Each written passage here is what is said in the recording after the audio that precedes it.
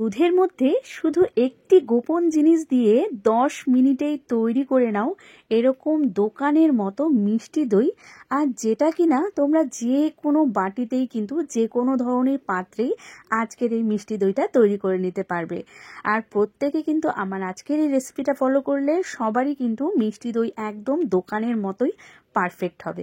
তো বেশি দেরি না করে মূল রেসিপিতে চলে যাওয়া যাক। আর এর আগে অবশ্যই বলে দিচ্ছি, ভিডিওটা ভালো লাগলে একটু শেয়ার করার অনুরোধ থাকলো। তো এখানে প্রথমে কিন্তু মিষ্টি দইয়ের জন্য যেটা একদমই মাস্ট সেটা হচ্ছে ক্যারামেল তৈরি করব। তো যেহেতু আমি 500 গ্রাম দুধ দিয়ে মিষ্টি দই তৈরি করব, এর জন্য কিন্তু আমি 2 চামচ চিনি এখানে কড়াইয়ের মধ্যে দিয়ে এটাকে নাড়াচাড়া করব না। প্রথমে কিছুক্ষণ এটাকে রেখে দেব 1 মিনিটের মতো, তারপর কিন্তু এটাকে এইভাবে করে চামচ দিয়ে নাড়া দিতে হবে। তো বন্ধুরা, এটাকে কিন্তু একটু মিডিয়াম ফ্লেমে কিন্তু এই ক্যারামেলটা তৈরি করতে হবে। ফ্লেমটা হাই করলে কিন্তু এটা পুড়ে যাবে, সেক্ষেত্রে কিন্তু দইটা তেতো লাগতে পারে। এরপর কিন্তু এর মধ্যে আমি 2 চামচের মতো জল দিয়ে দিচ্ছি।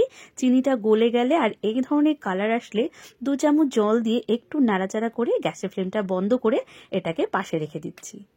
এবার আমি নিয়ে নিচ্ছি এখানে 500 গ্রাম দুধ। তো এখানে কিন্তু আমি প্যাকেটের যে আমুলের দুধটা, আমি সেই দুধটাই ব্যবহার করেছি। তো তোমরা চাইলে কিন্তু যে কোনো ধরনের গরুর দুধ বা পাউডার মিল্ক সেটাও কিন্তু ব্যবহার করতে পারো। তো দুধটাকে এখানে কিন্তু বেশি ঘন করার কোনো দরকার নেই, জাস্ট গরম হলে দুধটা একটু ফুটে উঠলেই কিন্তু আমি এর মধ্যে দিয়ে দিচ্ছি 3 চামচের মতো চিনি। তো প্রথমে আমি 2 চামচের ক্যারামেল তৈরি করেছিলাম, তারপর কিন্তু এখানে 3 চামচ চিনি দিয়ে এই গ্যাসের ফ্লেমটাও কিন্তু আমি অফ করে দিচ্ছি। তারপর কিন্তু সেই ক্যারামেল তৈরি করে রেখেছিলাম, তার মধ্যে কিন্তু সেই গরম দুধটাকে আমি ঢেলে আবারও কিন্তু 5 মিনিটের মতো একটু ফুটিয়ে নেব। এতে কিন্তু দুধ আর ক্যারামেল দুটো মিক্স হয়ে যাবে, আর চামচের মধ্যে যে আমার যে ক্যারামেলটা লেগেছিল সেটাও কিন্তু গলে দুধের মধ্যে চলে যাবে। এরপর আমি কিন্তু 2 হাতার মতো দুধ আলাদা করে তুলে এটাকে একটু ঠান্ডা হওয়ার জন্য পাশে রেখে দিচ্ছি। আর এই দুধটাকেও কিন্তু একটু ঠান্ডা করে নিতে হবে একটু সময় ধরে, কারণ গরম দুধের মধ্যে কিন্তু একদমই দই তৈরি হবে না, সেজন্য এটাকে একটু উষ্ণ গরম করে নিতে হবে। এরপর কিন্তু আমি গ্যাসের মধ্যে এরকম একটা বড় ধরনের কড়াই বসিয়ে দিয়েছি।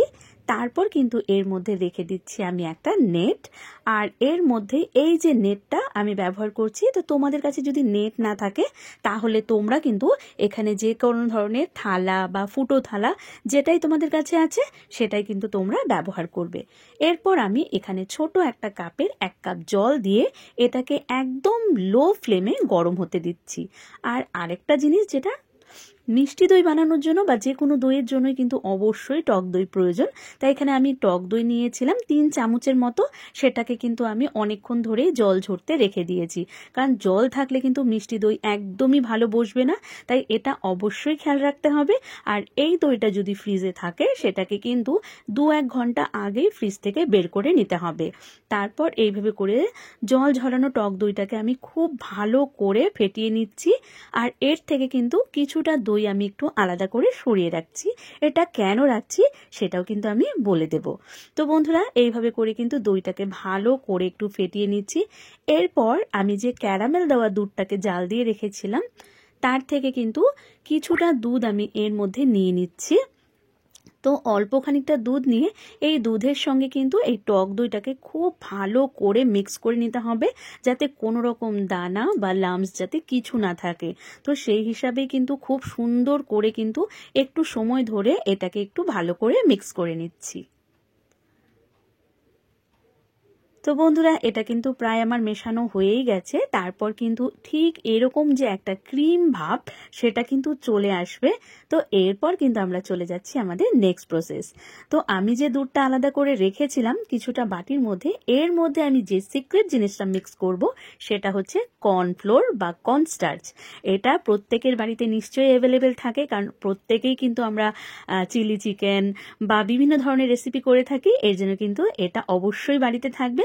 আর না থাকলেও বন্ধুরা কোনো অসুবিধা নেই, এটা শুধুমাত্র 30 টাকা এই প্যাকেটটা পাওয়া যায়। তোমরা চাইলে কিন্তু যে কোনো গ্রোসারি শপ থেকে এটা কিনে নিতে পারো।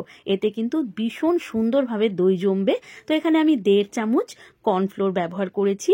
এরপর কিন্তু দুধের সঙ্গে মিক্স করে নিচ্ছি।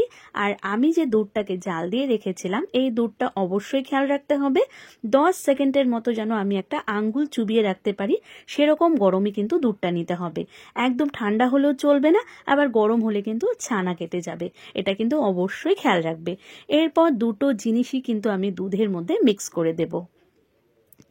তো এবার টক দই মেশানো টক দইটাকে আর সাথে কিন্তু সেই কর্নফ্লোর মেশানো দুধটাকে আমি এর মধ্যে মিক্স করে এবার কিন্তু এই ধরনের তারের একটা হ্যান্ড উইক্স নিয়েছি আমি, সেটা দিয়ে কিন্তু খুব ভালো করে ফেটিয়ে নিচ্ছি। আর না হলে তোমরা কিন্তু হাতা বা চামচ যেটাই তোমাদের কাছে থাকবে সেটা দিয়ে কিন্তু তোমরা এটাকে খুব ভালো করে একটু ফেটিয়ে নেবে, যাতে সমস্ত উপকরণগুলো মিক্স হয়ে যায়। আর ওপর দিয়ে যেরকম যাতে এর ধরনের একটু ফেনা ফেনা ভাবটা হয়, এতে কিন্তু দইটা খুব ভালোভাবে জমে। তো বন্ধুরা, এরপর আমি যে পাত্রে দই জমাবো সেই পাত্রগুলো আমি অল্প যে দই আমি আলাদা করে রেখেছিলাম তোমাদেরকে দেখিয়েছিলাম, সেটা কিন্তু আমি সেই পাত্রগুলোর মধ্যে একটু মেখে নিয়েছি। এখানে কিন্তু আমি একটা স্টিলের বাটি আর একটা কিন্তু এখানে আমি একটা নিয়েছি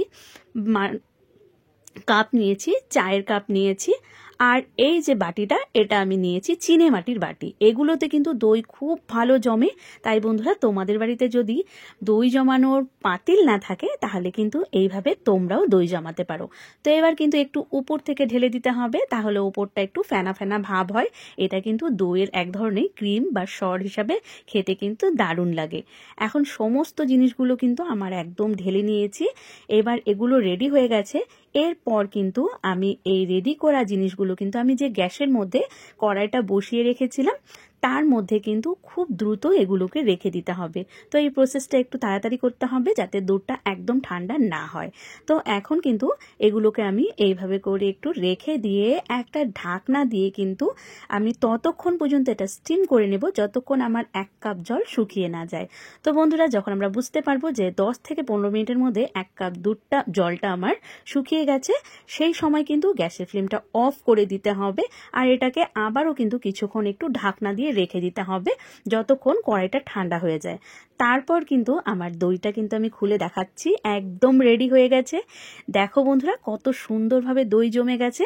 তো এই দইটাকে কিন্তু দই আমাদের সাধারণত কিন্তু গরম গরম দই খেতে একদমই ভালো লাগে না, তাই এটাকে কিন্তু আমি 1-1.5 ঘন্টার জন্য নর্মাল ফ্রিজে রেখেছিলাম। তারপর কিন্তু আমি তোমাদেরকে দেখাচ্ছি যে নর্মাল ফ্রিজে রাখার পর দইটা কতটা সুন্দর হয়েছে আর খুব ভালোভাবে কিন্তু সেট হয়ে যায়, আর সেক্ষেত্রে খেতেও কিন্তু ভালো লাগে।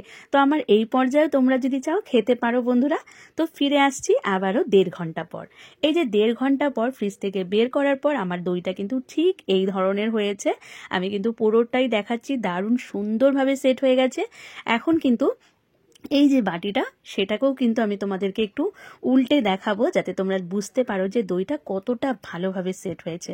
তো তোমরা কিন্তু যে কোনো পাত্রে কিন্তু আজকের এই রেসিপি ফলো করে কিন্তু সুন্দরভাবে মিষ্টির দোকানের মতো দই বাড়িতেই জমাতে পারবে। যে মিষ্টি এই দই খেতে ভালোবাসে না এমন মানুষ হয়তো খুব কম আছে, তাই তোমরা কিন্তু প্রায় বাড়িতে এই ধরনের দই তৈরি করে খেতে পারো। তো আমি বাটিটা উল্টেও তোমাদেরকে দেখালাম যে দইটা কত সুন্দরভাবে জমেছে।